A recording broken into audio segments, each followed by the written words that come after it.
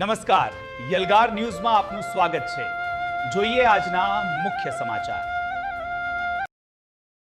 આજે સ્થાનિક સ્વરાજની ચૂંટણી બાદ છોટાઉદેપુર જિલ્લાની મુલાકાતે હું પોતે અમારા પ્રદેશના સંગઠન મંત્રી નિરંજનભાઈ, અમારા જિલ્લા પ્રમુખ શ્રી, અમારા લોકસભાના ઇન્ચાર્જ અમે બધા આવ્યા છે ત્યારે કવાંટ તાલુકા પંચાયત પૂર્ણ બહુમતી સાથે છે।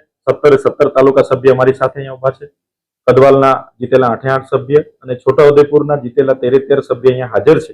જ્યાં ટાઈ પડી છે કદવાલ અને છોટાઉદેપુર, અને જિલ્લા પંચાયતમાં પણ 13 લોકો અમારા ચૂંટાયા છે।